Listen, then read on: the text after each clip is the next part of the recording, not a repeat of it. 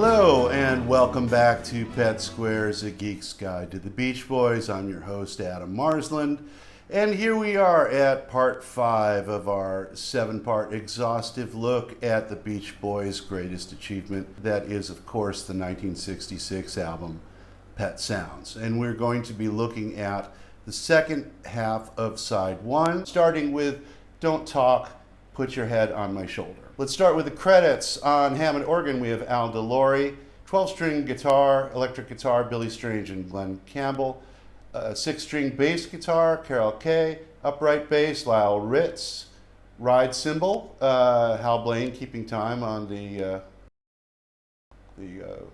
1, 2, no, maybe it is quarter notes, but it was a ride cymbal. It was not a Belzuki. Anyway, moving on with the credits, Frank Capp on vibraphone and timpani. The prominent string section, we have Sid Sharp on violin, leading the pack, with Arnold Belnick, Ralph Schaefer, Tibor Zelig, possibly played by Woody Allen, I'm not sure, Norman Botnick, and Joseph Saxon. And that comprises the session crew for Don't Talk, Put Your Head on My Shoulder. And this is the first song on this album where I've preferred the stereo version of it. The main thing I don't like about the stereo version of Pet Sounds so far is there's a certain effect that I've talked about that's achieved with the tape saturation of the lower mid-range frequencies, the compression, and just how it sounds going to tape. Don't Talk is very thick in the low frequencies. There's very close and dense harmonies between the organ that dominates the first half of the track and the string section that dominates the second half of the track, and so it really saturates the tape, but it gets a little crunchy, it's a little distorted. And what I like about the stereo version, at least the one that I reviewed on YouTube, is you still have that loading up effect, but with the greater separation between the instruments, you don't have as much distortion. So I get as much of that fullness that I get from the mono version with a little less compromised sonic quality. So on this one, I do prefer the stereo. I know it's probably sacrilege to some of you. But at any rate, speaking of my personal reaction to this song before we get into the analysis, when I first heard Pet Sounds, I was probably about 15 years old. At that point, I was already a fan, and I'm unusual because my entry point to the band was their later work. It was actually Carl and Dennis's songs that caught my ear and not Brian's. So I've always been partial to the period of the Beach Boys that starts just after the one that we've been reviewing for the entirety of this series. So when I got to Pet Sounds, a lot of it just didn't quite resonate for me. It was a little too soft around the edges. It was a little too musically dense. There wasn't quite enough edge to it. It was only later when I got older that I really fully appreciated this album. However, Don't Talk affected me from the very beginning. This is one song that I didn't need any time to appreciate. It just knocked me right out. And it has had the same effect on many people.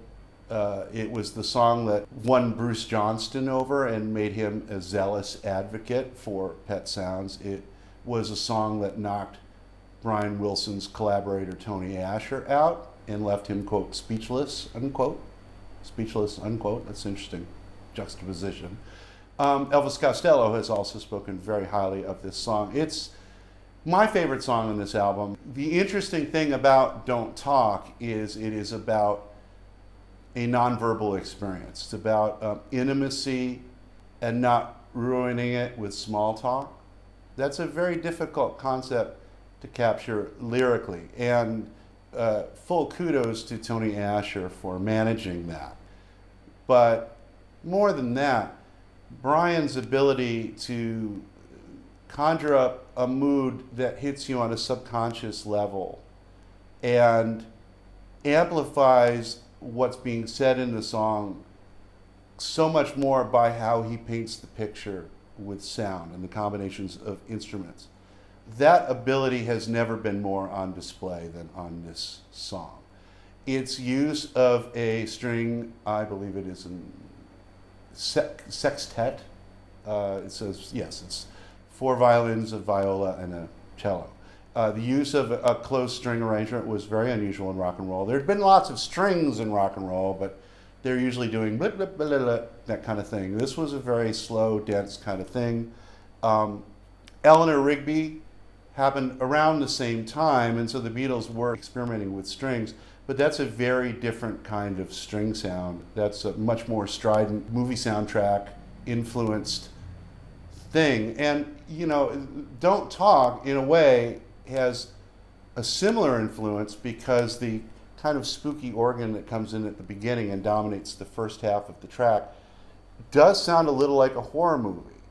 It's kind of a funny thing, but it also sounds a bit like church. And I don't think this is a coincidence, because Brian has frequently spoken, both at the time and since, about the spiritual aspect of Pet Sounds, and even he's spoken of it in more explicitly religious terms.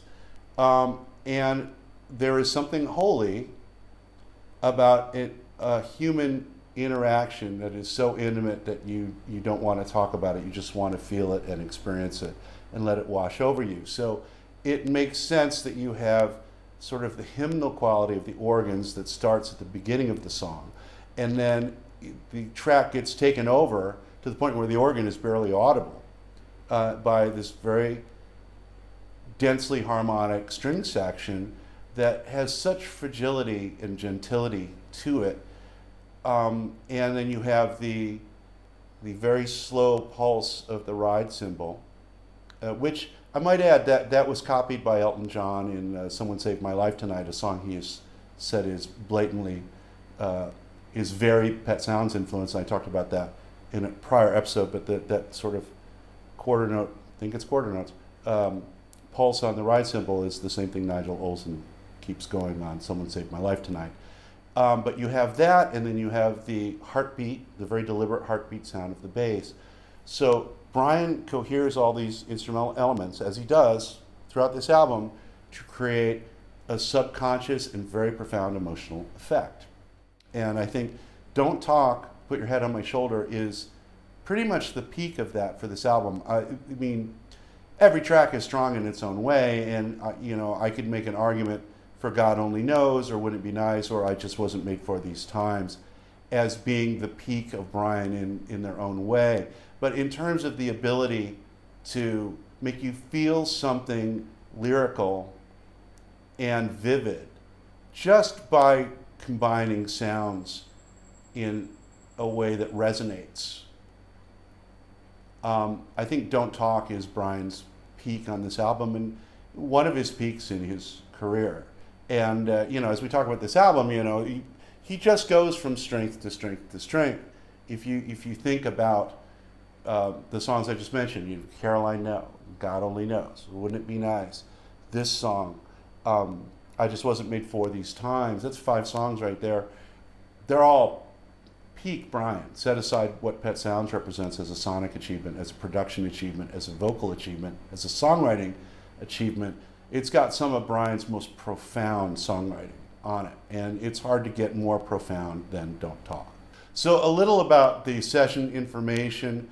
A piano demo of this exists from late 1965, and at that time Brian overdubbed himself doing some harmony vocals for it. That was sort of a sketch for how he wanted the string section to play out. He also did some practice sessions in October of 1965 with a string section to get his arranging and recording ability up to speed, because he was already anticipating he was going to be using strings more than he had on the upcoming album, which would turn out to be Pet Sounds. That being the case, it's interesting to note that while the main track was recorded in February, on February 11th, the strings were not added till just about the very last minute in April. So even though it does seem like Brian always intended this to be a strings-dominated song, he didn't actually add that element to the very end. Another interesting aspect of this track is there's a lot of songs on this album that sound Asian. And just a quick aside, I saw a video last week about somebody that got unfortunately canceled for conflating East Asian culture with Asian culture and whatnot. And I just want to do a little disclaimer. I live in Asia. And Asian folks here, when they talk about music from the West, they just say Western music. They don't say English music or American music or whatever.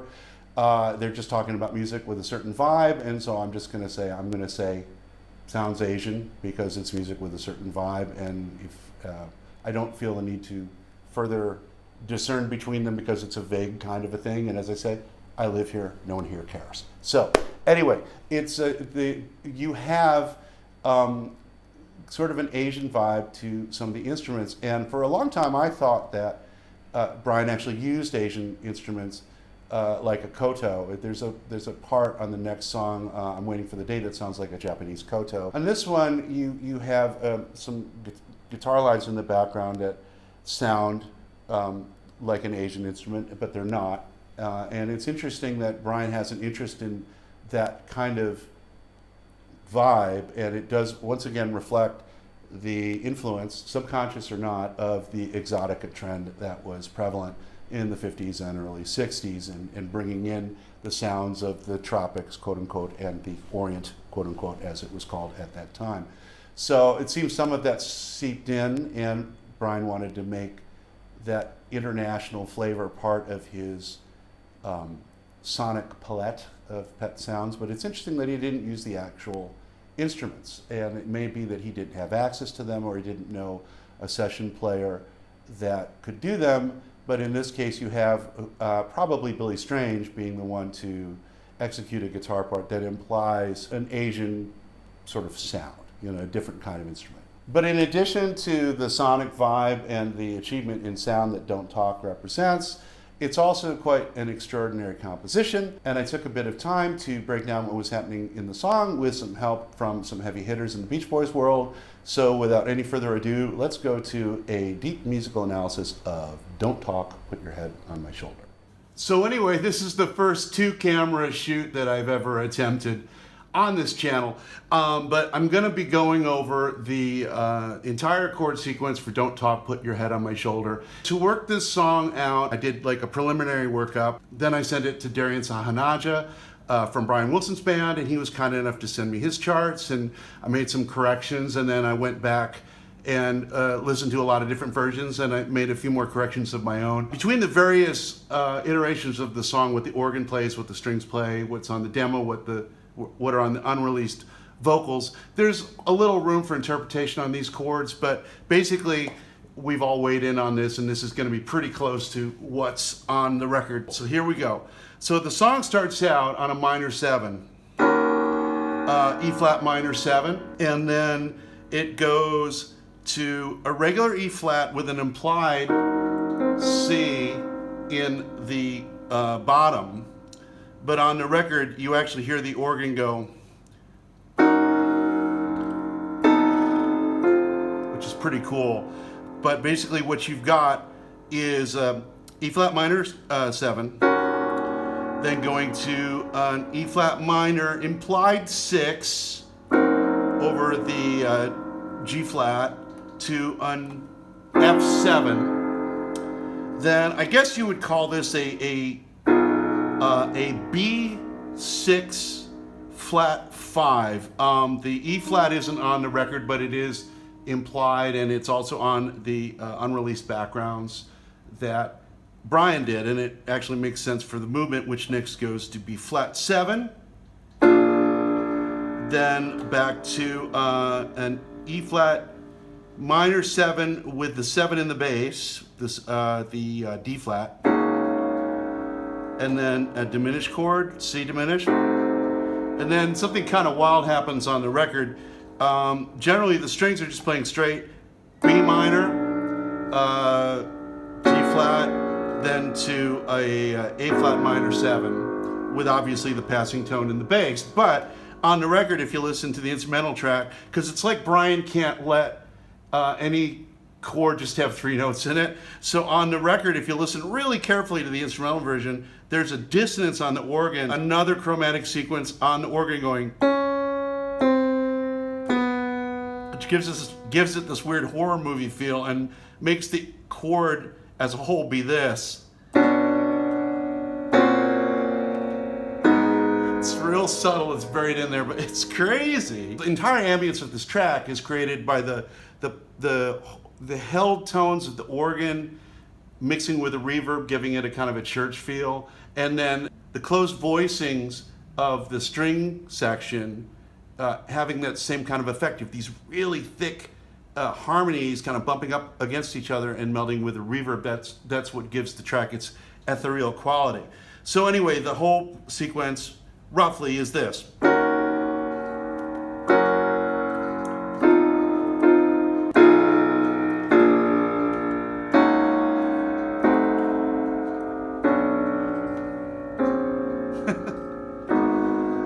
But we'll leave that dissonance out because it's buried and it's really distracting.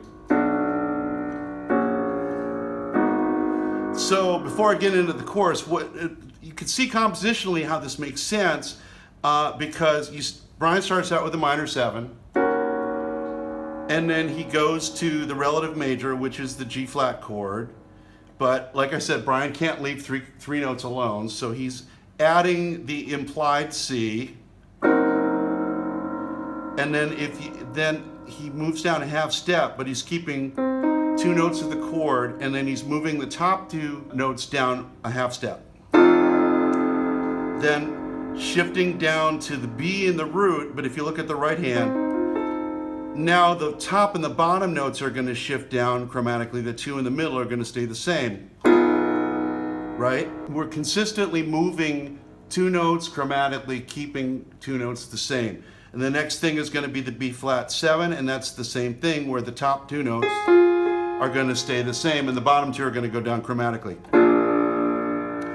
And so then Brian goes from there to the relative minor, but he doesn't, because he can't do anything straight up, he doesn't go to the relative minor root. He goes to the 7. So it's the relative minor 7 going up to E flat minor 7, but he's got the D flat in the root. So you can follow, there's logic to all of this. You can follow it all. And now we're back to the pattern of keeping 2 notes static and moving 2 notes chromatically. And then we've got the root moving down a half step to G, and now we've got this progression here.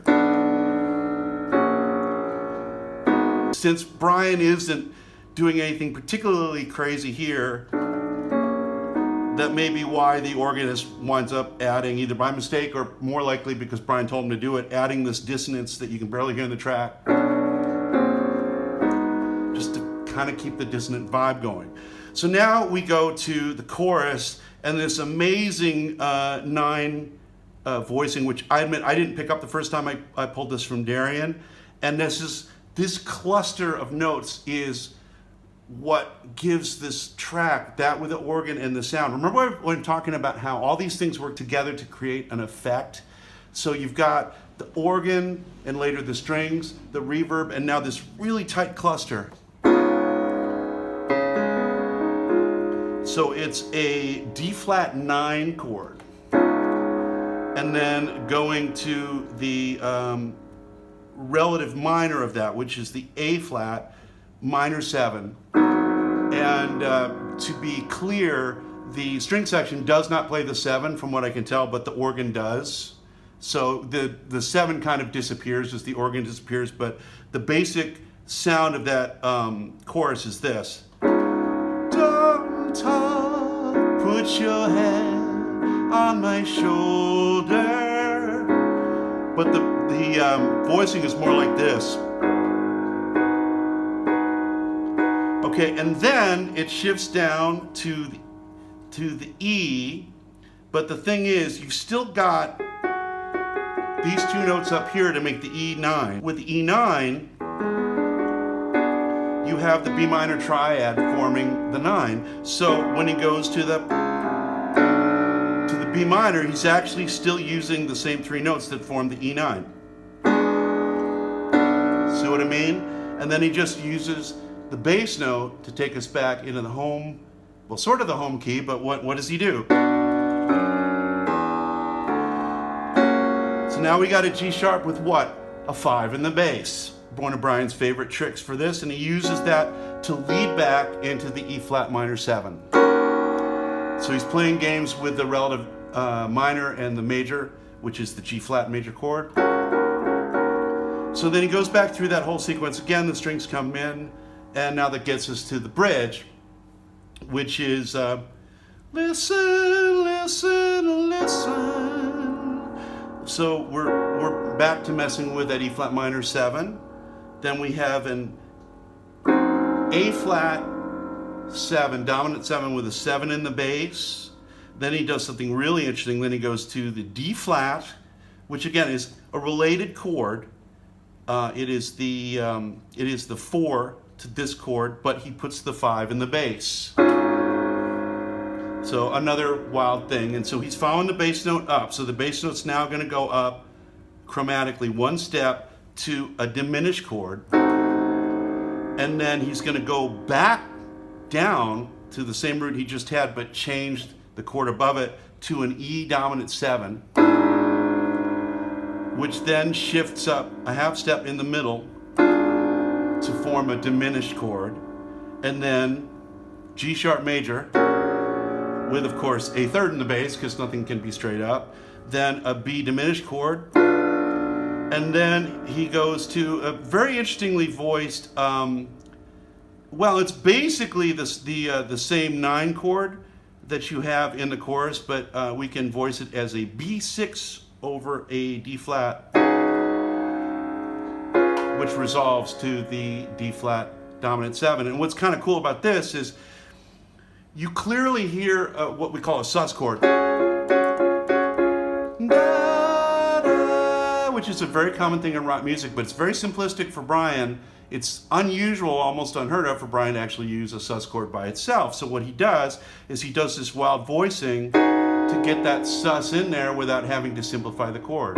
Because the whole sound of this song is all these thick, unusual chords fit together. So let's do them all in quick sequence, okay? So here is the verse.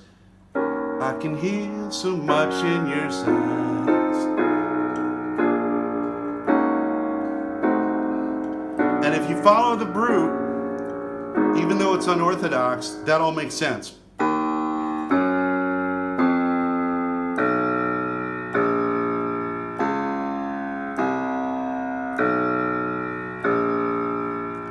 So a lot of that is chromatic movement, half steps, right? And so then the chorus is just 1 to 4, 1 to 4, but with these really interesting jazz substitutions and voicings. Don't talk, put your head on my shoulder. Come close, close your eyes and be still. Don't talk, take my hand and listen to my heart beat. Okay, so then we go into the listen, listen, listen.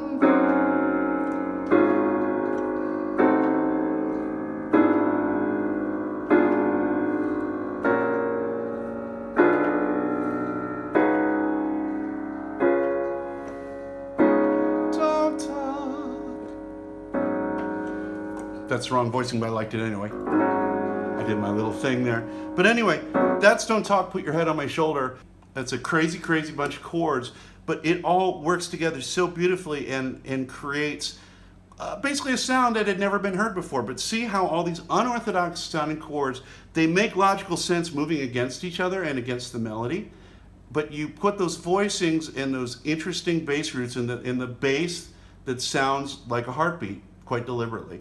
And you put that all together with the organ and the reverb and the strings doing these voicings, it has this eerie, ethereal, otherworldly quality. And it just goes together with the lyrics, which are about basically a wordless experience. So feeling an emotion without articulating it. He had to make the sound tell the story of the song, and he did beautifully. So just a few more things to say about this song. I don't remember which early Beach Boys book had this quote. It may have been David Leaf's book.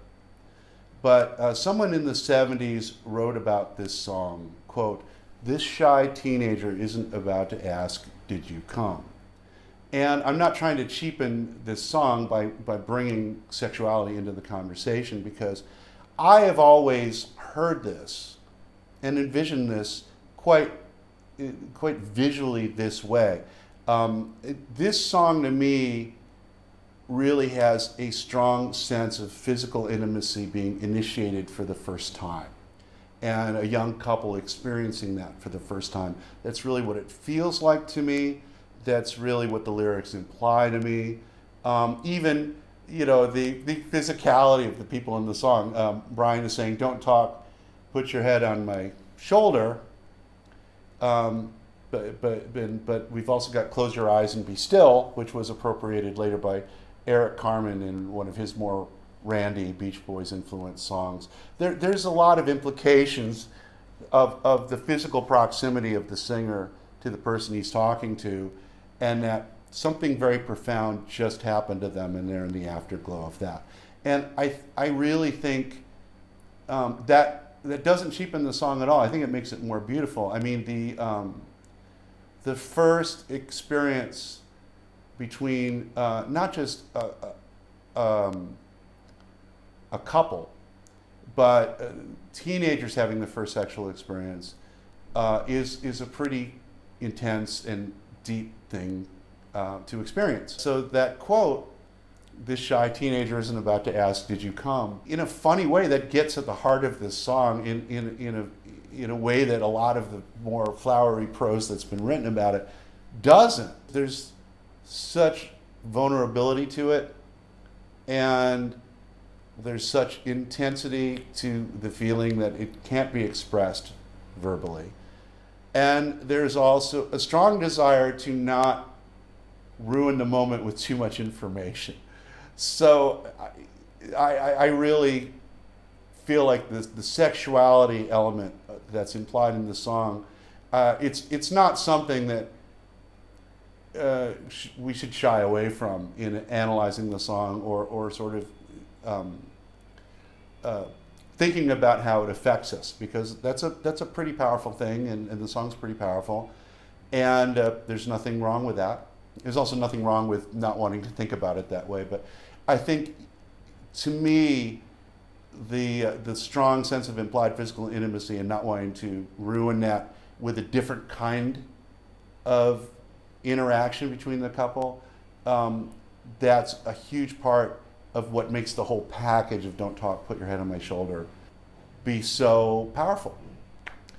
Anyway, so the only really notable cover of this that I'm aware of is by Linda Ronstadt in 1993.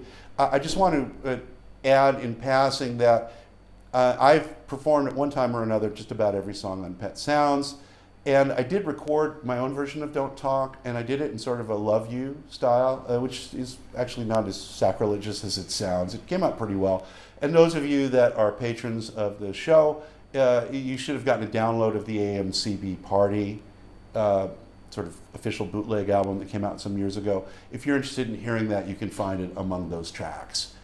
And I think that wraps up what I have to say about "Don't Talk, Put Your Head on My Shoulder," but this is my personal favorite on the album. Next in the sequence for the album, we have "I'm Waiting for the Day." Let's go down the credits. We have Al DeLore on grand piano with taped strings. That's giving us the aforementioned koto effect. Larry Knechtel on organ. Carol Kay on 12-string guitar, not on bass as she usually is. Ray Pullman on 6-string bass guitar. Lyle Ritz on upright, his usual position. Jim Gordon instead of Hal Blaine on drums this time, and another sort of unusual switcheroo of the Wrecking Crew. Wrecking Crew switcheroo. Gary Coleman on timpanis, not the actor from Different Strokes, but a very different and accomplished musician. Jay Migliore, Bill Green, Jim Horn, our usual suspects on flutes. Leonard Hartman on English horn. On the string section, we have Sid Sharp once again on violin, William Kurash, Leonard Milarski, Ralph Schaefer rounding out the violin crew, Harry Hyams on viola, Justin DiTullio on cello, and engineering the session, a new face, a guy named Bo David, Henry Bo David, and not sure who he is. If I find anything out, I'll put it up there. On vocals, this is an interesting one. Brian was very painstaking with the vocals on this album, particularly on Wouldn't It Be Nice. The vocals on this track are a bit sloppy, and they're kind of thrown together. Most sources have Mike and Brian as the only vocalists on this track, with Brian taking the lead. But there is a third voice there. It's apparently Carl. That's what the experts believe. I took a listen. Could be Brian, but I would say it's probably Carl as well. So there does appear to be, contrary to popular belief, 3 Beach Boys on this and not 2. Brian and Carl's 2-part harmony seems to have been from an earlier session, and that's why people didn't pick up on Carl's presence, because the track sheet for the later session only refers to Brian and Mike's parts. Bruce Johnston, who doesn't sing on this, had an interesting thing to say about this song, exemplifying this Brian's unusual juxtapositions of influences on Pet Sounds, because he said for this, there are these beautiful dumb background parts, the yin-yang, that is, of the juxtapositions of Pet Sounds, works great there. The dupes and the ahs. It's kind of like having all the scruffy characters that are in the musical Oliver show up at the Royal Albert Hall. In other words, juxtaposing the classical and doo-wop influence that is one of the many unusual hallmarks of the Pet Sounds album. So we hear that here, but as I've said a couple times, vocals are kind of sloppy. They're a little bit all over the place. There's some interesting little vocal interjections at the end where you hear Brian go, I think it's Brian go, no, and This is the only track on the album where Mike Love had a contemporaneous songwriting credit. His name was later added to 2 other songs. But it's interesting that despite that, Mike's contribution to the song is apparently only 8 words. Whoever wrote the Wikipedia entry for the song went to great lengths to focus on Mike's lack of input on this song. I think we have a Brian Easter writing that article. But for whatever reason, Mike's more significant contributions to other songs were not credited. His contribution to this song was at the time, but it's worth saying that the songwriting of I'm Waiting for the Day long predates Pet Sounds. Brian copyrighted it as a solo composition in February of 1964. So that's way back in the Shutdown Volume 2 days. So it's interesting. The song was kicking around for quite a while, and Mike added something. Maybe, I don't know.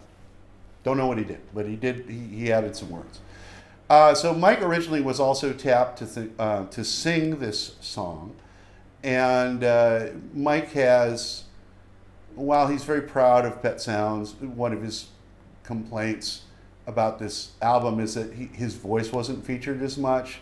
And like many things Mike says, you can look at this 2 ways. You can look at this as an example of his egoism, or you can look at this as an example of him making a valid point. They'd had a lot of hits with Mike as lead singer, and they didn't use him much in this album. You know, like most things with Mike, I think there's a little, you know, the truth lies in between. But they did try Mike on this track, and you can hear the version with Mike's lead vocal on YouTube. And it's very interesting because Mike's delivery sounds very like Brian's delivery, and he actually does a very nice, sensitive job of it. But he is essentially doing a Brian imitation. He's not really singing like Mike. And as such, he doesn't sing it as well as Brian. Mike doesn't do Brian as well as Brian does Brian. So it's actually worth listening to the track to hear how well Mike attempts this. But you can also see why Brian didn't use it. It's very good, but it's not quite there. The double tracking's a little bit out in spots, and this goes with a lot of the other places on this album where Brian tried other people out and he wound up singing it himself. You can kind of go, well, Brian should have let the other guys sing more, and he probably should have, but he clearly tried to have the other guys sing various songs on this, and it just didn't work out as well as Brian doing it himself, and this is an example of that. One word that has been bandied about by the band, most specifically Carl and Brian talking about this song, is the word dynamics. And it really does go from loud to quiet to loud to quiet. The timpani coming in at the top, and by the way, this is another example on this album of the drums and the timpani alternating to give the song its heavy rhythmic character. But the timpani coming in at the top is really powerful. It just hits you. Another strong percussion attack on the song on Pet Sounds from Brian's arrangement. And Carl singled this out for praise. The organ also kind of slams. It's really in your face. There's also a bit of Asian influence with there's a sort of a string song. There's a string sound. I don't know if it's a string or a woodwind. I think it might be a woodwind. But I honestly don't know what it is. If I find out, I'll put it up there. That's kind of going along doing the melody in the back of behind the vocal. So yeah, another kind of Asian-y sounding thing. But you also have the English horn solo at the end, which is da da da da da da da da da, which both implies sort of the marching band vibe that Brian conjures up on a lot of the songs in this album, and also a little bit of we're in a walking scene in a movie, like a Disney movie or something like that. And listening to this album as intensely as I have, I do hear places where I think Brian was watching TV, and he just picked up things from movies or Disney films that were running or whatever. And so the solo on this, the English horn solo, does sort of have that vibe to me. English horn, by the way, is an instrument Brian has used before, and it would be used again on the last ever Beach Boys song, Summer Is Gone, on the band's 2012 comeback album, That's Why God Made the Radio. The most harmonically interesting part of the song is the string break that comes out of nowhere towards the end. The rest of the song is pretty simple. In fact, it vamps out on just one chord, which is kind of unusual for the band. But the string break is just wild. It's like Brian saves up all his harmonic ambition for this one bit. It's another example of how Brian brings his ambition even to the simplest ideas on this record. I did mention that the ending of the song is a little bit simplistic. Carol Kay, who was, as I said, playing guitar instead of her usual role on bass, talked about being a little bored. She spoke highly of the unusual bass roots, which, again, prevalent on this album. But, she does play some meandering little runs. I wouldn't go so far as to call them lead parts, but, melodic little single note runs. And they're a little noodly. I'm not saying they're bad, but they do sound like somebody that's like, well, what do I do here? I guess I'll do this. And so that may be where Carol's boredom comes from. You also have the bass line there, which I think would have bored Carol as well, because it's just playing the major scale up to down. And it's interesting because on the bass lines of this album, which are quite busy throughout, as I've repeatedly said, but there is a lot of Brian messing around with a major scale. And again, that's a very marching band kind of thing. You have Brian using these very unusual and even radical bass roots, but the melodic lines are often pretty conventional. They're built around basic scales. Mixolydian stuff going on. It's very 1, 2, 3, 4, 5, 6, 7, 8. So that's kind of interesting. This is one of the lesser known and appreciated songs on the album. It's not one of my favorites. There's nothing wrong with it, of course, because nothing sucks on Pet Sounds. The only cover version that I thought was really worth mentioning was by a Memphis garage rock band called Raining Sound. I've encountered them once or twice in my days touring the U.S. Very fine band, and they did a version of this song, and I wanted to flag that. And that's about all I have to say about I'm Waiting for the Day.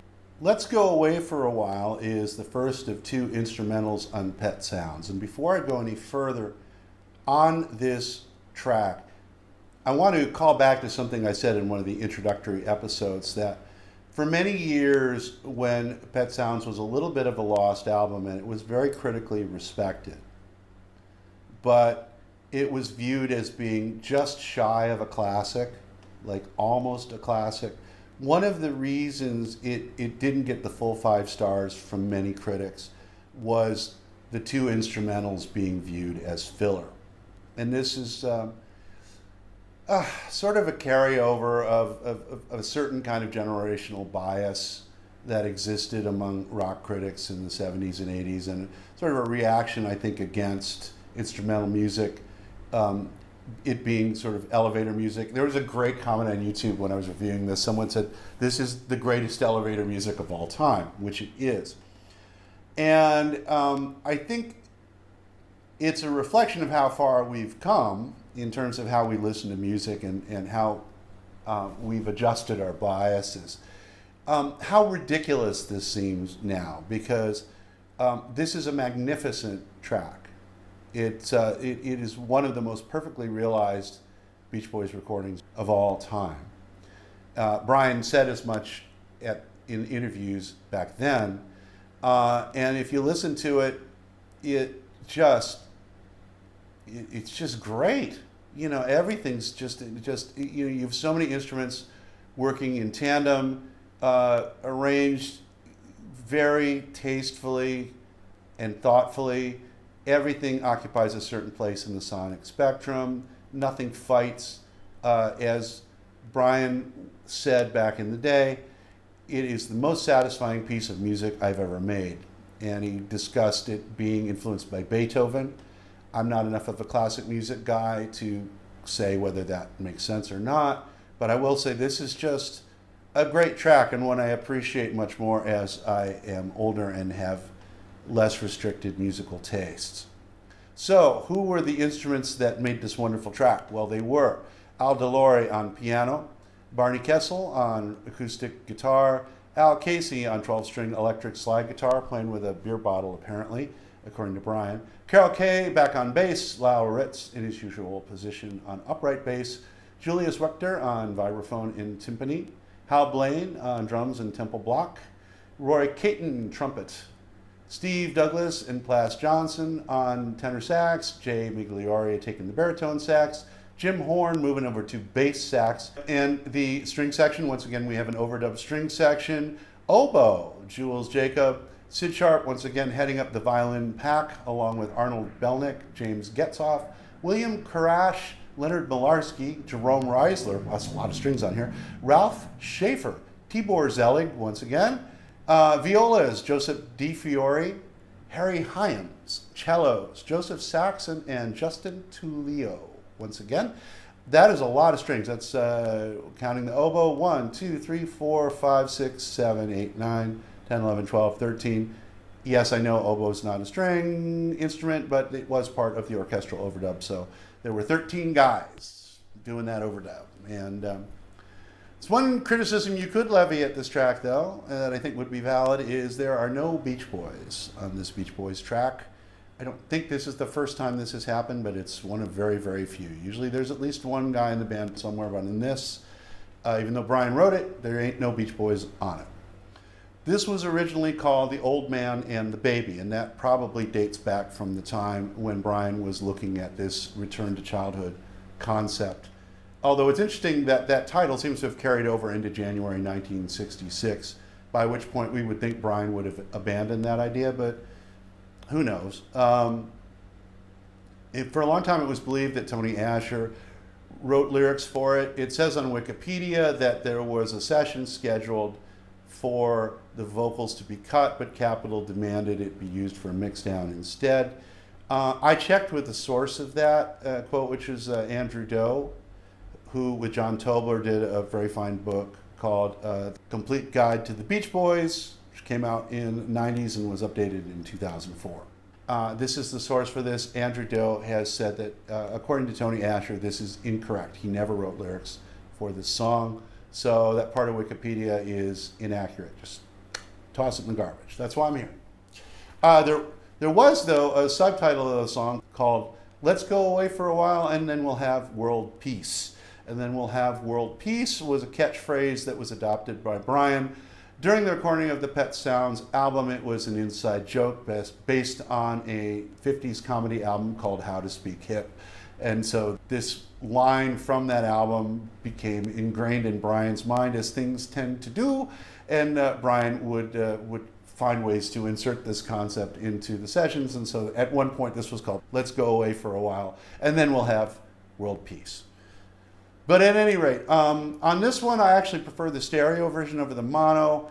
it just, the instruments are so nice, and because there's no vocals to balance them against, it's much easier to just spread them across the stereo spectrum and let them be what they are, where they are. So for this one, got to go with the stereo, personal preference. Also, I talked about the distortion that tends to happen with all the instruments loading up in the mono version, because you have less bandwidth to spread out all the instruments, so things tend to cluster and distort. The vibraphone is an instrument that does tend to distort if you record it, as I have cause to know. And there's less distortion on the vibraphone on the stereo version. It's just, again, for sonic quality. You don't lose anything with the stereo. All the instruments are just doing their glorious thing. So I like the stereo on this. There is one mistake on this track. Actually, when listening to it through headphones, there's a couple of really, really tiny other ones, but they're not worth mentioning. But at 1 minute and 30 seconds, the tempo block comes in early. That's a Hal Blaine mistake, I believe. And that's because the track shifts tempo at that point, and Hal's still kind of adjusting to the prior tempo. The only reason it's worth flagging is because the track is nearly perfect otherwise, so it kind of sticks out. Of course, I'm not saying it ruins the whole track. It's it's something I hear every time I hear it. It's like, it's that one thing, and everything else is just perfect. But I guess it's the flaw that makes the perfection. Interestingly, and well before the renaissance of this album, Neil Young used this track. He licensed it for his film and soundtrack for the film Journey Through the Past, which came out in 1972. At that time, Neil Young was signed to Warner Brothers, which also had the rights to Pet Sounds because of the terms of the Beach Boys contract with them. So Neil Young was able to easily license the song for the film. But it's interesting to see Neil Young sort of championing a Pet Sounds track at that early stage. And, good on you, Neil. The song was also used in the film Baby Driver. And I'm surprised it hasn't been used in more films, because it being an instrumental, it certainly, would have utility for a movie soundtrack. I think about something like Mad Men, but of course Mad Men did use a different Pet Sounds track, memorably, for one of their episodes. So I believe I'm rambling, but before we move on from Let's Go Away for a While, let's take a look at the one thing I haven't talked about, which is the composition of the track. And once again, I've taken a deep dive into what makes up the building blocks of the song, that is the unique chord progression. And so we're going to take a look at that right now. Okay, another two-camera thing. We're going to go over Let's Go Away for a While real quick. So this is 100% my own transcription, but I think it's pretty close. And I'll just kind of run through these parts without repeating them. So the beginning starts out with a pedal. The bass, like a lot of the songs on this, are basically just doing a simple heartbeat kind of thing on the root. We have an F in the bass. And Brian is doing several chords that don't necessarily go with an F. You've got a C chord, then a D chord, whole step up, then an E flat chord, half step up, then the bass moves up a minor third. He moves the top note down a half step to give us a E flat minor over A flat, and then an F over a B flat. And again, this makes, all of these are really unorthodox, but they do make a certain amount of sense, because you're holding one note here, and then he's moving the root around. And if you look at the right hand, he just shifts down one note on top, and then he shifts pretty much the whole chord down a half step while moving the root up a whole step. So he goes from an E flat minor to an F major, which is pretty close to an F sharp major to an F major, but it's really this. So, okay, so that's the first part. And then we get to the second part, and this sort of follows the thing we saw in the right hand. He's got a 4-note chord. He's keeping the same note going all the way through it for two of the notes and moving the other two up chromatically in half steps. but he varies it a little bit here because we've got a B flat in the bass, and that's pretty much a B flat 7 there. And then in the second one, he adds this top note of G and this middle note in E flat. And I kind of wanted to do this, but it doesn't because it sounds a little weird to Brian's ear. So in this one, he only moves up this third note. So it's, and then the last one, he moves up the last two a half step. So that is.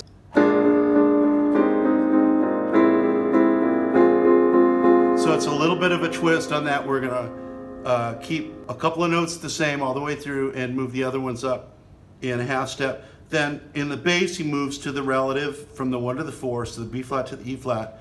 And then he does the same move, except this time it is more of that keep to the same, move to up in half steps.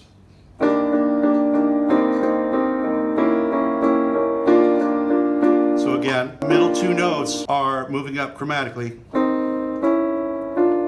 but the bottom and the top notes are staying the same. In the roots, he went from B flat to E flat to A flat, which those are all very basic relationships within the implied key of B flat. So we've got the whole thing is.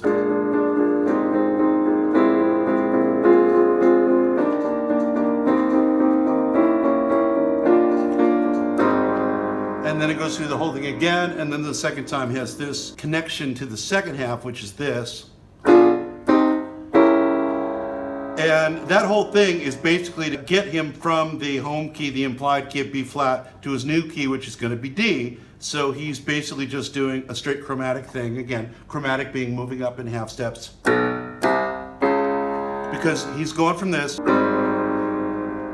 but he's still in the implied home key of B flat. So he's really going, which will take him up to D. So it's this. Diminished, minor, diminished, and now we're in D. So now we've moved into a new key. It does this kind of interesting fake out going from D to E in the bottom. But from here, it basically, again, is another thing he does where he's descending in the bass in half steps. So watch my left hand. D, C sharp for a A6 chord, but the vibes are still doing the same kind of thing up here.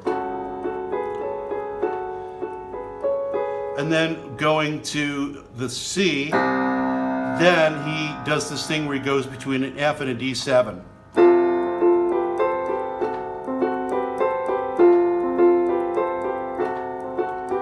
And then we're still moving down in half steps in the bottom. We've got a G, G major, G minor, implied major 7 because of that movement in the strings. Then a B minor over an A flat, or G sharp, depending how you want to look at it, which sort of takes us out of this fairly basic progression. G, G minor over B flat, D over A, and then we go to suddenly this B minor over G sharp, but that makes sense because he's now going to go to G, so it's all chromatic. So he's going, the whole thing from where we started is D, D flat, C, B, B flat, A flat. So what's coming next? G, and this is where he's going to turn it around because he's got this B minor over G sharp, and he's going to keep the B minor when he goes to G. And where are we now? That makes a G major 7. Now we've landed on that, we can turn the whole pattern around, and now we're going to go up, back and forth. G major 7 up to G6 over A.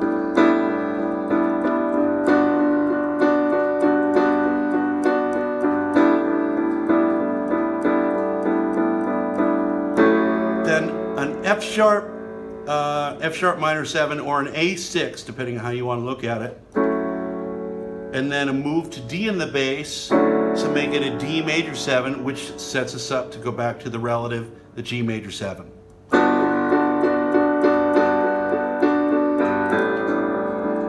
Pretty stuff.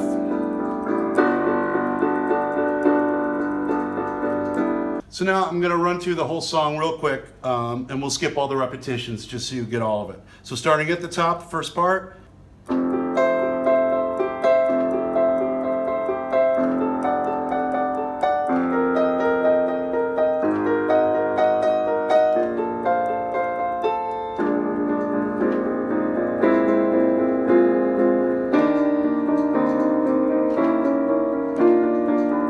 Then the transition. Now we're in D.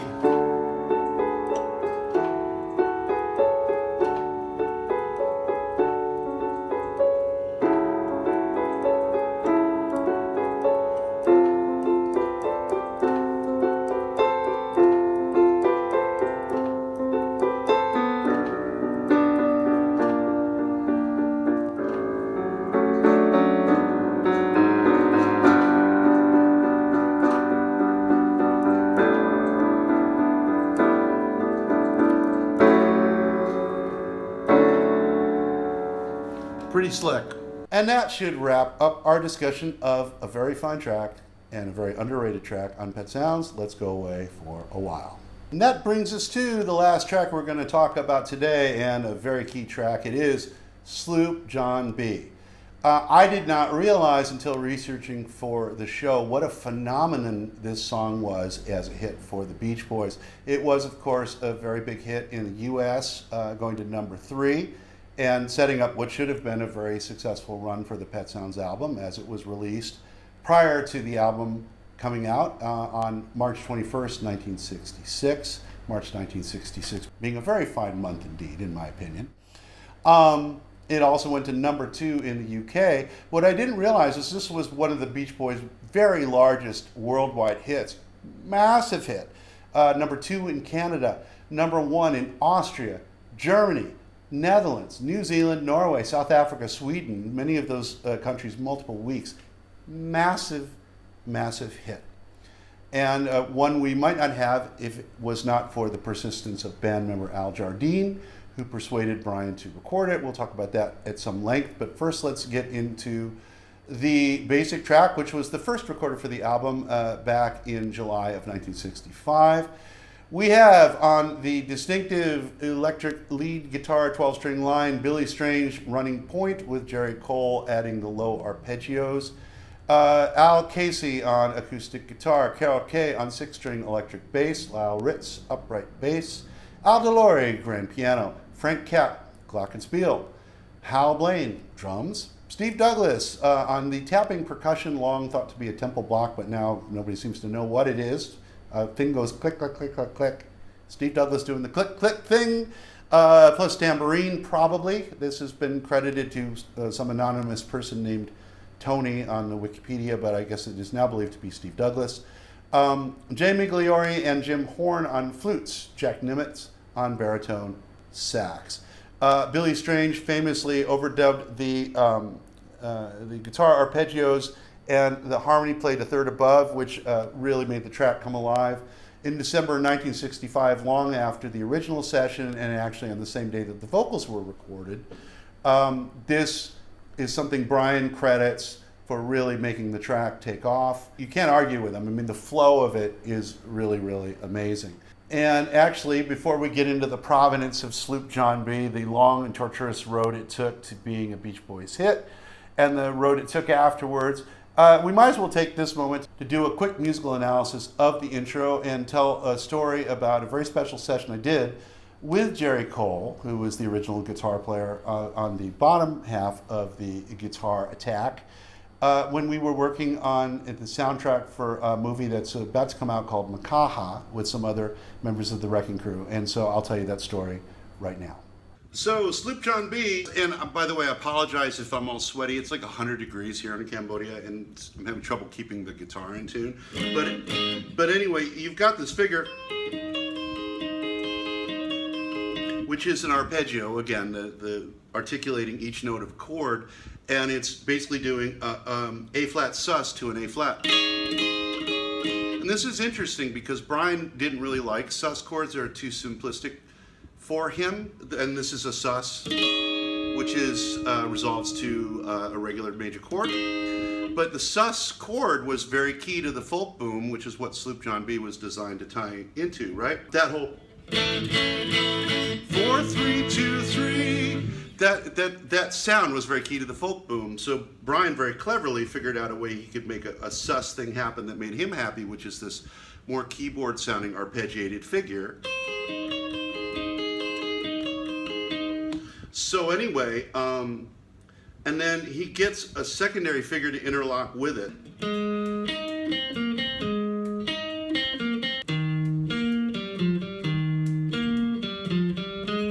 So that all locks together, like da da da da da da. And the counterpoint figure, Al Jardine usually would play live. It's one of the parts where his guitar playing actually was integral to the live arrangement. And then later, Billy Strange, the guitar player, overlaid something like this. I can't play it, my fingers are too big, like. So anyway, something like that. And so that bed of guitars, those interlocking guitar parts, that forms the backdrop of this whole song, that kind of swimming vibe that the song has. And in fact, let me try to get this in tune. Every iteration of this song played live, even by Brian's band, dumbs down what's on the record a little bit.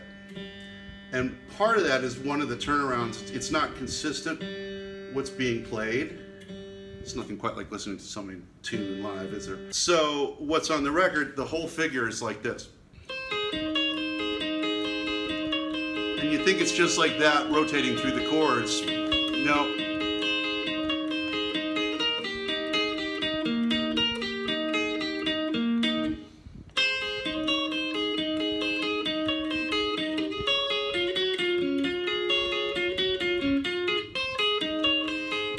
And then this part, it's inconsistent on the original record. In one point, there's even a mistake. But the most consistently what's played is this. And I don't think anyone's ever done that. I even checked to see if the Wonderments guys did it, and Nick just played.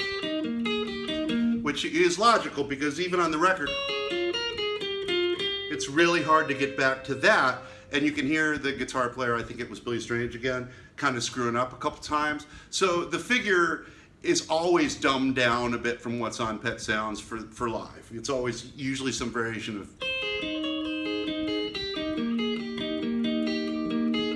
But it's actually more complicated. And this.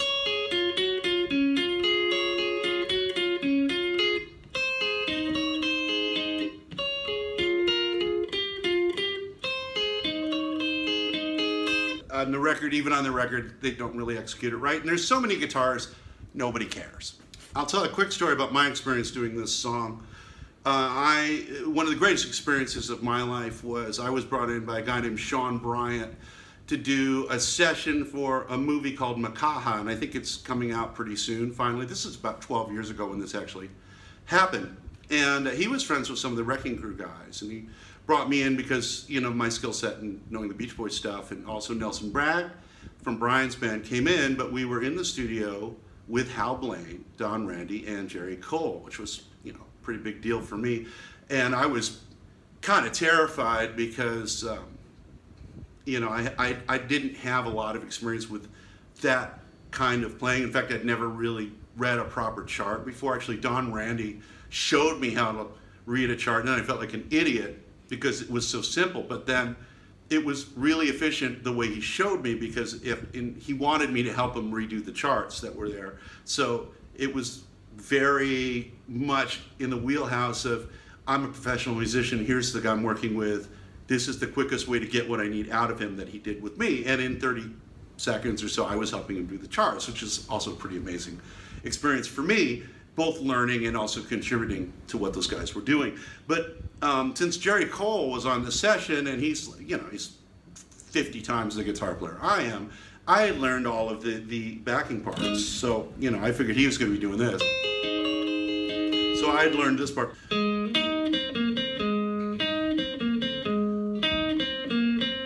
I was ready to play that all day long. And what we didn't realize is that Jerry had had a stroke, and he was hiding it from everybody so that he wouldn't lose gigs. This was not long before he died. And this is very understandable. If you're ever a musician and you're fighting for gigs, you got wrist problems, you got back problems, you got cognitive problems, you're not going to tell anybody, because especially if you're older, because you don't want to lose the gig. But so he could still play great, and he was sitting there showing off with all his licks and stuff like that. But I was second guitar next to him, and I could tell that in terms of executing parts, he wasn't going to be able to do it. And so he threw me this part, like right there and then.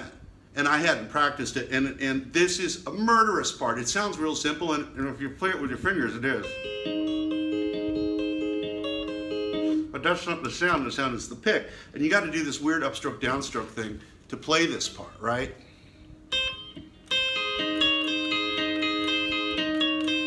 It's a lot harder than it seems. So I'm there, and I'm facing Hal Blaine. Big drum kit says Hal Blaine on it. And I got to play this thing, and I am the key to keeping the track together. And I am not ready on this thing. So I've never concentrated so hard in my life. And I can't say I played it that great, but I can say I got through and didn't blow the take. So, but I'm like this. And I couldn't play it anywhere near as good as I'm playing it now then.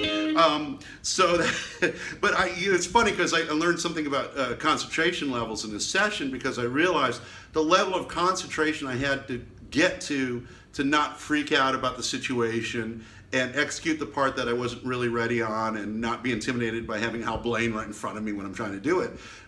It was very similar to doing yoga, and the place I had to go to focus up enough to play the part was very similar to your Tristy and yoga. So all you budding guitar players, if you're ever in a pressure situation, just think of your yoga meditation stuff and you'll do fine. But anyway, the track wound up getting cut, and I can't remember if I did both parts or not. I think Sean might have overdubbed the other part, but and they've probably since wiped my my guitar part for someone's more tight contribution. But I did, the point is, you don't want to blow the track. And I remember there was another place where Jerry and I were doing rhythm guitar, like just acoustics together. And by that time, I understood how to read a chart. So we're both reading a chart, we're both strumming. And I knew that I had messed up 2 chords. And, at the end of it, I let the engineer know, hey, bar 29, bar 30, you might want to edit that. It's messed up. And then when I got off the talk back, Jerry just chided me and goes, never tell him you made a mistake.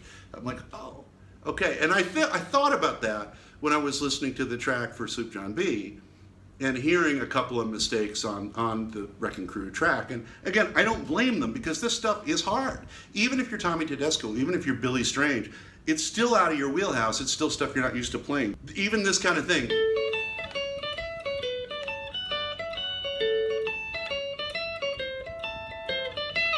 That is hard. And I'm sure they struggled a little bit with it. I mean, Carol Kay has talked about getting tired on some of the bass line. You're going to get tired after a while. I don't care how good you are. So, the stuff Brian put out there was challenging even for the session guys. And you can imagine what it was like for the Beach Boys when they heard this stuff. And now Carl's, God bless him, going to dumb that down a little bit so he can get through it. Right?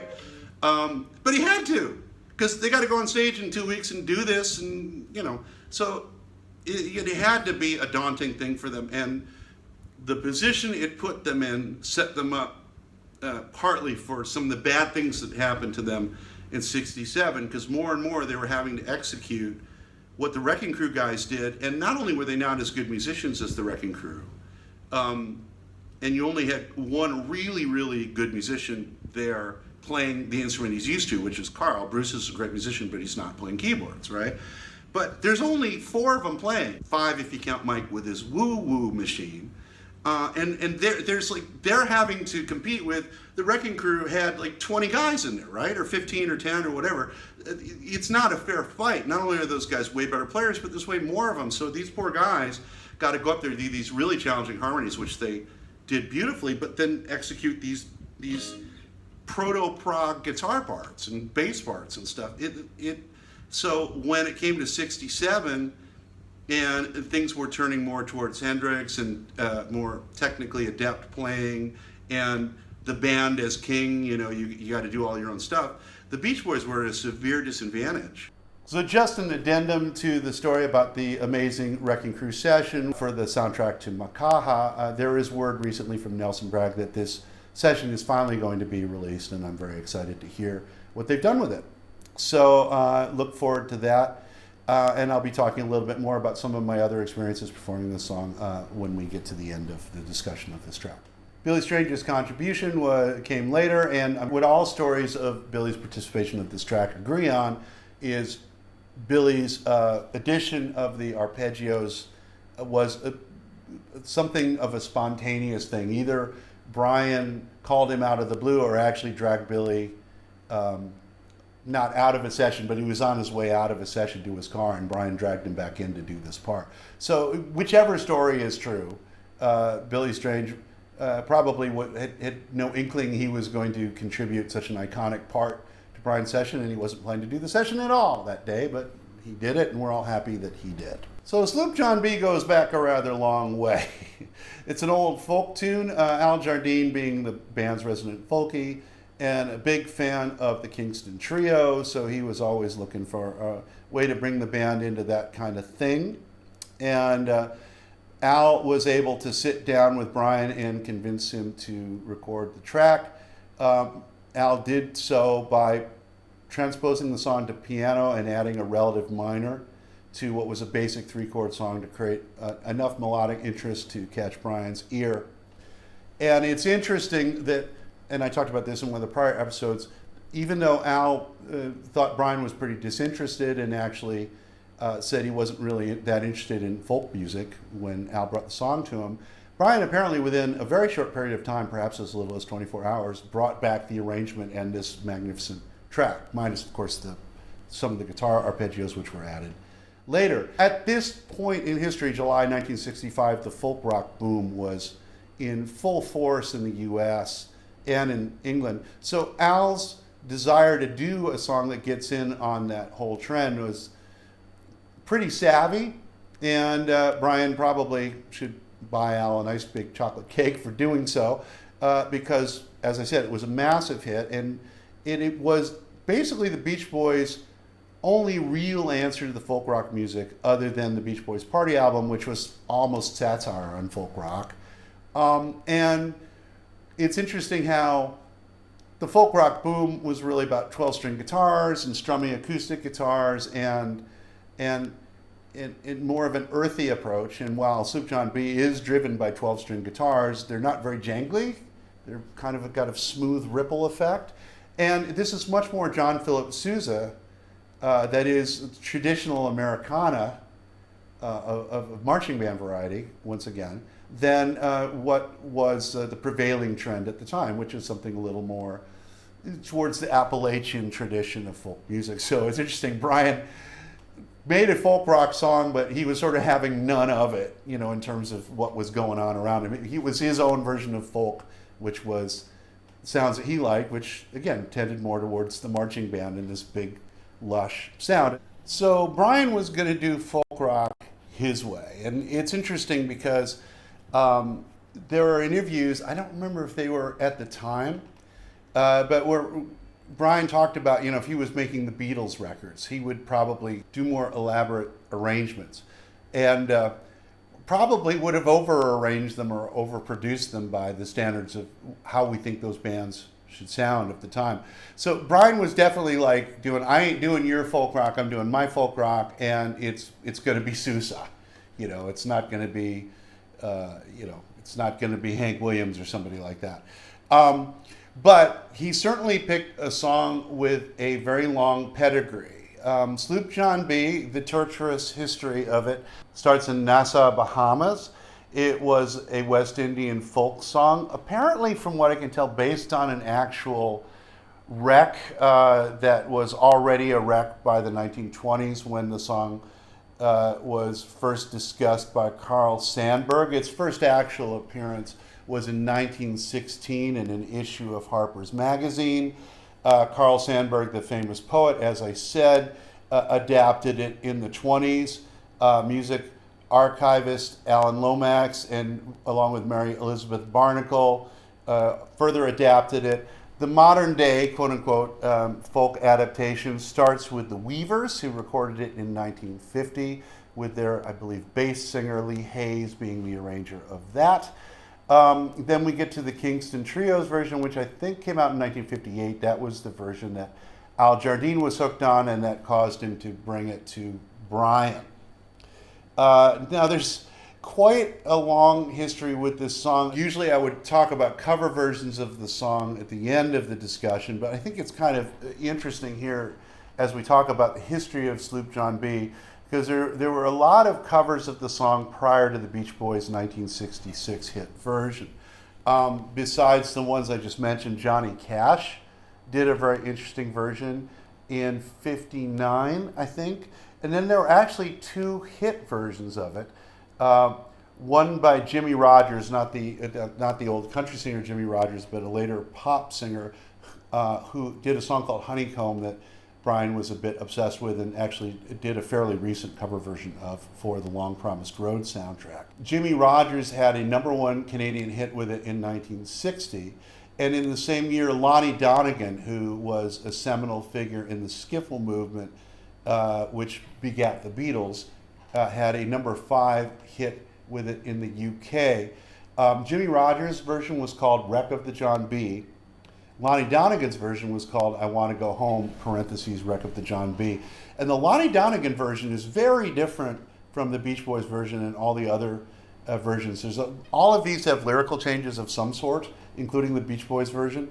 Lonnie Donegan's has this sort of very laid-back calypso groove, almost proto-yacht rock in a way, but the lyrics have profanity and graphic descriptions of child abuse. It's a very strange record.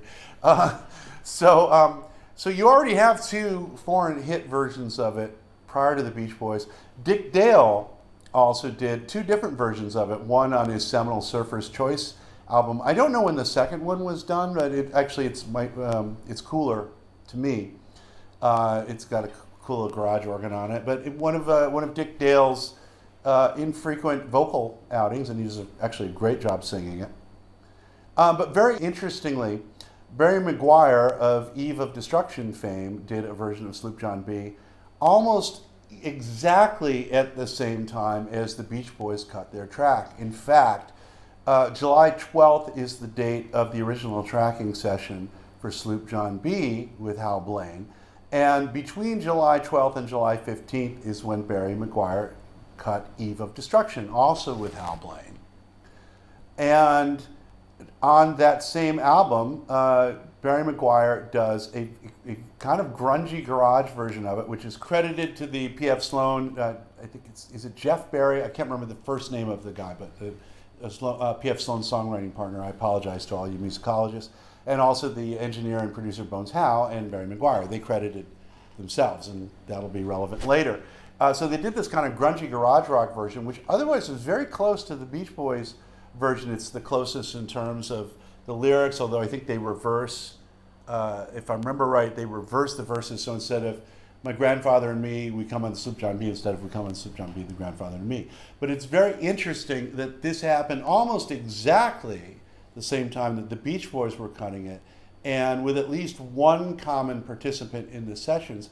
And I have to wonder, it seems to me from the timing of it, that it's more likely that Barry McGuire heard the Beach Boys version and decided to do his own. But it is just possible it went the other way around. But I've never seen this mentioned before, this contemporaneous Barry McGuire version, but it sounds, for all the world, like someone doing a sort of a proto-punk cover of the Beach Boys version of Sloop John B, but it was actually recorded at the same time as the Beach Boys' initial session and finished and released long before the Beach Boys version. So that's a very interesting cover version of Barry McGuire. And I have to wonder how this played into the tracking, But I have to assume there was some cross-pollination of influence that either made Barry McGuire want to cut it because he heard of Brian cutting it, or the other way around. But at any rate, getting back to the Beach Boys doing it, it is another spectacular vocal performance from the guys. All 6 Beach Boys are on it. Dennis is, although he sings on a lot of Pet Sounds, he's not that prominent vocally, but you can hear him quite a bit in the backups. I think on the second chorus, I can hear Dennis sticking out pretty good. The lead vocal on this is Brian for most of it, with Mike on the second verse. This would become Brian's sort of token lead vocal in the later years of his playing with the Beach Boys, when his voice degraded, but he could still reliably do the first verse of this, and he would. Originally, Brian tried out all the guys from the band to do it. Al had expected that he would be singing it because he brought in the song, but he was limited to a high harmony on the second verse, a very key high harmony, so he does feature prominently on the track, but not as lead vocalist, as a featured harmony vocalist. Carl did a version that had a full recording, and you can hear that on YouTube, and it is, like Al's description of his own attempt at it, a little too smooth. And once again, I've talked before that Brian kind of put the band in a tight spot with Pet Sounds, because not only did he make this album with these incredibly intricate instrumental tracks and very lush arrangements with orchestral instruments and these really out there chord progressions that are just very difficult for any musician to play, let alone a high functioning garage band like the Beach Boys were. But he also saddled them with an album and a bunch of hits that had Brian as the primary vocalist, and now he wasn't going out in the band with the band, and it fell to Al or Carl on this track wound up singing this live most of the time until Brian came back to the band. They were stuck doing Brian imitations, and so it was a little uncool in a way for Brian to not let the band sing more, as he had in '65. But when you hear the attempts of the other guys of the band to sing these songs, you can hear that Brian tried them out, and Brian's just better. It's better, not just better for the overall vibe of the track, but it's better for the radio. Brian, it's an interesting thing, because I am a possessor of a piercing falsetto, and in some cases it's a little too much. A lot of cases a little too much, right? But I can remember when I did this at one of the Pet Sounds stagings. I was mostly singing low harmony, but I had dibs on the one place where Brian in the end goes, "Well," up there, right? It just kind of punches that note, right? And I said, I got that note, and because I knew I was the only one who could punch it that way. Probably everyone else could sing it sweeter, but I had the punch. And I'm telling you, when we did that whole vocal breakdown and I came in on that, well, the whole place was like, yeah, it was like the cherry on top of the harmony. And I'm not saying this to brag about my singing, because most of the time, I got to really be careful about when I use my high voice, because it has that quality, that certain aggression, that certain edge to sing it up there. It is very useful for things like cutting through on an AM radio. When I go back and listen to some of the original tracks that Brian did, through the auto-tuned lens of 2024, where everything is smoothed out and everything's perfectly in pitch, and you can't have that, well, you don't want to hear that now. You got to have, whoa, everything now is smoothed out, right? And I go back and listen to Brian's vocals, like, whoa, those are really in my face, right? Because he's doing this, he's not doing this, he's doing this. He's getting in your face. And the thing is, Carl's going to do it smoother, and Al's going to do it smoother, right? And Bruce is definitely going to do it smoother, and maybe all of them can sing Sloop John B with more precision than Brian, but Brian's going to bring this, is that kind of shrillness, that kind of attack, and that sounded good on the radio. So, yeah, Brian's voice, while it's heavily featured on Pet Sounds, you can't argue that it wasn't the right voice for the record. So it's kind of an interesting thing. Looking at the track, there's just so much good stuff going on here. But it is just, again, I keep bringing up John Philip Sousa, but it really is one step away from a marching band. Just the instruments that are used and the kind of stomping beat of it. But one thing John B has, as many of the songs on this album do, is a very aggressive lead bass line that goes all over the place. Once again, this is a simple song. It's got 4 chords to it. And so Brian compensated for that simplicity and the kind of walled sound of the track by creating melodic movement on one of the most intricate bass tracks that was ever cut for a Beach Boys record. And now you'll get to see me take on the task of playing it for you and showing you what was done. So if you're going to play the bass on Sloop John B, just like Pet Sounds, first thing you need to do is get out your tuner and tune your bass down to E flat, or else just tune the E string down to E flat if you want to deal with some really weird fingerings, or do what the Beach Boys did, which is transpose it up a half step to E, because E flat's a real pain in the neck to play on the guitar. However, it's going to modulate all your vocals up a half step, which is going to create a problem, which I'll talk about in a minute. So pick your poison. Next, you're going to need a plectrum, a pick, to get that really nasty articulated bass sound. Let's see what we got here. Right on. So anyway, let me back up so you can see me.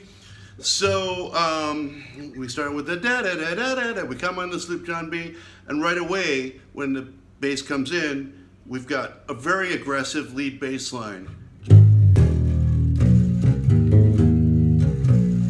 So the bass is just, hey, I'm here, I'm speaking up. And then the whole song is basically 4 chords. So of course Brian can't let things be simple, so he puts in a moving bass line which basically drives the track. The drums are real elemental. Well, hoist up the John B, right?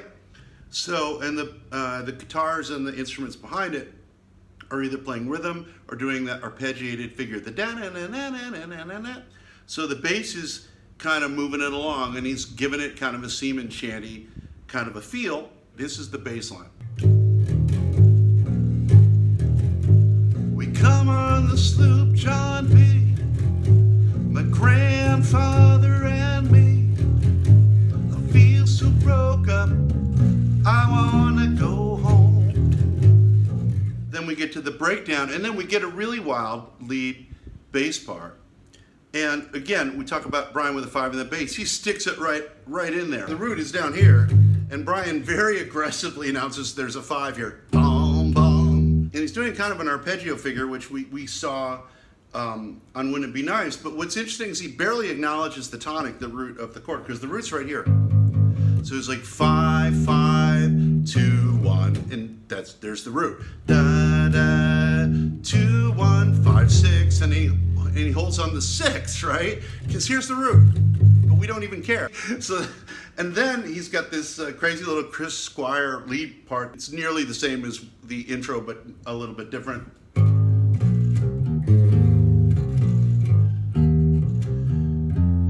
So, yeah, it's you know, he barely cares that the song's in A flat, or A the way the bass is tuned. Then he makes, to drive the track, the bass as rock stupid as it could possibly be. So quarter notes, bum, bum, bum, bum, bum, bum, bum.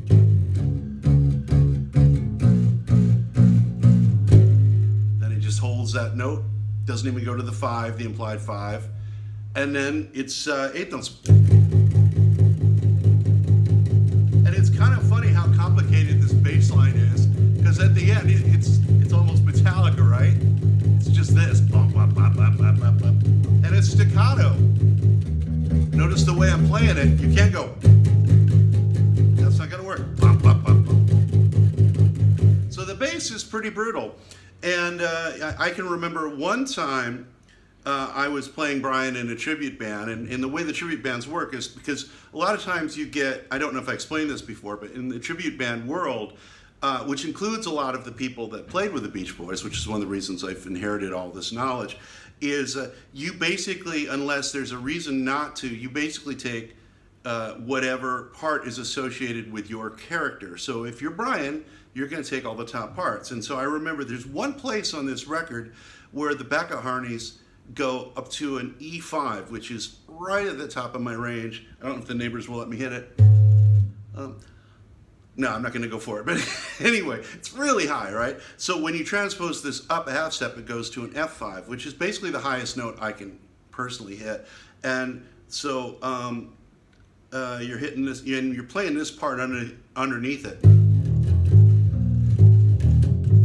Cafe the captain is short! But it's higher than that. It's the next one above that. So I can remember trying to hit this note while holding this bass line down, and I arched my back like this, and I concentrated as hard as I could, and I swear I teleported to Saturn when I was trying to hit that note and hold. And I did it. For the record, I'm not going to do it to you. I'd have to go out into the yard. I'm not even sure I could still hit it now. It was 15 years ago. But anyway, that's how difficult it was when the Beach Boys had to pull this stuff off, because they transpose this up a half step for simplicity, which makes all the vocal parts go up, and they're going to be hitting that, what was an E5 is now an F5, and whoever's got the part, and I think it was Bruce sometimes and sometimes it was Carl, they would have to hit that while they were holding down whatever instrument they were at. I mean, also because Bruce was somewhat of an amateur, but you know, if it was this, you know, Bruce can handle that, and he can sing, you know, the phone book up here if he wants, you know, but this kind of thing, that's a lot, you know? All of the versions of Sloop John B, as I said before, had different lyrical adjustments. They're basically 3 lyrical adjustments on the Beach Boys version. They changed Feel So Break Up to Feel So Broke Up, which I think was good. I don't recall the other one, the second one off the top of my head, but the third one is kind of key because it was changed to This Is the Worst Trip I've Ever Been On, which seems to be a pretty clear nod to LSD usage, a wink and a nudge from Brian. You know, it's funny to think about. Bob Dylan thought the Beatles were doing subliminal drug messages on some of their songs before they actually were, but here we have Brian doing a pretty open LSD reference in Sloop John B and sneak it into this folk song, but putting it out there again in a way that nobody could possibly object to it. And so that's, you know, kind of a sign of where Brian's head was at in mid-65. This song also had something that was pretty unusual for the time, which is an a cappella break. That's to say, a place where there's no instruments and you just hear the vocals. And the Beach Boys vocal ping pong thing, which is something they did a lot once they had 6 guys singing, because you could have 3 guys over here and 3 guys over here, and you have hoist up the John B, hoist up the John B, you know, see how the mainsail, see how the mainsail. They would integrate those into one band approach live, but you know, that originally springs from the idea that we have 6 guys, so we can either do a 6-part arrangement or we can do 2 3-part arrangements and have them go at each other. There's a bunch of ways Brian handled this, but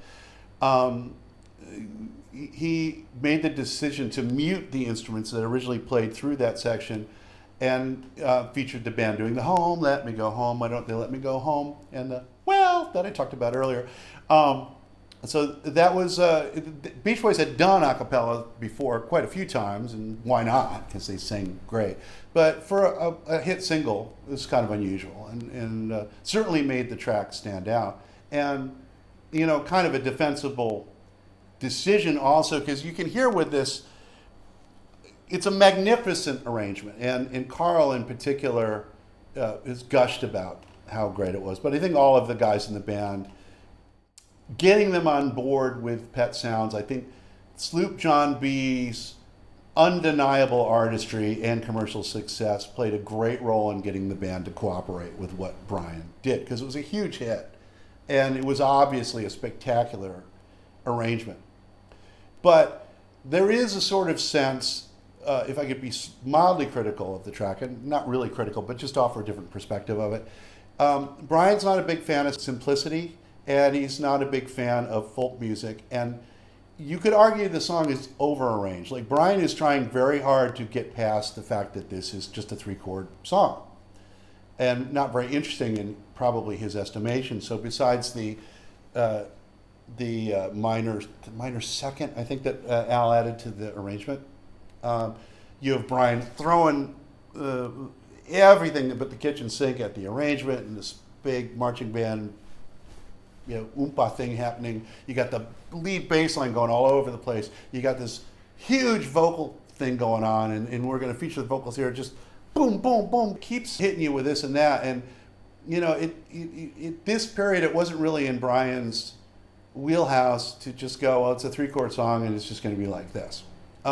We would see Brian start to pare things back pretty soon. Even when we get to Smile, while it's a very heavily arranged record, it's a much more minimalist sounding record than Pet Sounds. Even the tracks that have a big orchestrations, there's more of a sparseness and sense of space with those songs. Pet Sounds really comes at you, and none more than Sloop John B. But it worked. I mean, one of the biggest hits the band's ever had. There was a video for the song shot for British TV. Dennis, puzzlingly, is not in it. That's because he apparently was behind the camera. You have Derek Taylor, the publicist, who sort of directed the video, and you can see him, but not Dennis. And I don't know, what were they thinking? I mean, it's kind of cool that Dennis shot the video, but people want to see Dennis. He's in the band. You're going to wonder why he's not there. And if he didn't have a good reason, if he wasn't off with some beautiful nubile young woman, doing whatever Dennis liked to do, then why isn't he in the video? I don't get that. But the video is kind of, it's on YouTube. It's cute. It's not that great. I was made aware of an interesting fact, and this puts some of Mike Love's songwriting credit issues into some perspective. It turns out that Brian Wilson has been retroactively awarded songwriting credit on this song. That's interesting because, as I said, this song goes way back prior to what Brian did, including a couple of big hit versions that predated Beach Boys version by 6 years. And yet Brian is now been awarded sole credit for Sloop John B. Now, the Beach Boys version, of course, is now the most widely known version, and Brian, with Al Jardine's help, did make some changes to the song's songwriting structure. But, this one all goes to Brian now, and it's Brian's song, quote unquote. And if I were Barry McGuire, he credited that song to himself and Sloan and Barry and Bones Howe back in '65. They must have copyrighted that thing, and it's very, very close to the Beach Boys version. So Barry, if you're watching this, might be some free money for you to scoop up out there. After the Beach Boys, we have a lot of cover versions. The Ventures, Gary Lewis and the Playboys, Chet Atkins and Jerry Reed, Irish Rovers, Jerry Jeff Walker, Aquaville River, Reliant K, Simple Minds, and Dwight Yoakam. Al Jardine did a new version in conjunction with a children's book that he did called Sloop John B, A Pirate's Tale, which came out 2005. It was included with that book and as a bonus track on his album. About that time, my own band did the song with Al Jardine, and that's actually, the video of that is bonus content for patrons of this channel. I mean, it's cool, something, a curio, if you will. And of course, Brian has done it over the years many, many times with his fantastic band. And as I said, it was his featured vocal for many years during a period in the band when he only had a few of them. But anyway, my voice is getting hoarse and I have a gig tonight, so I think it's a good time to wrap up this examination of side 1 of Pet Sounds, and I'll be back real soon and we'll get into side 2, some great stuff there. So thanks for watching, and I do want to quickly say that there is a Patreon for this channel, and also we do the same thing with PayPal. If you're interested in contributing to the upkeep of this channel and this show, please check the first comment below. I'm your host, Adam Marsland. Thanks for watching.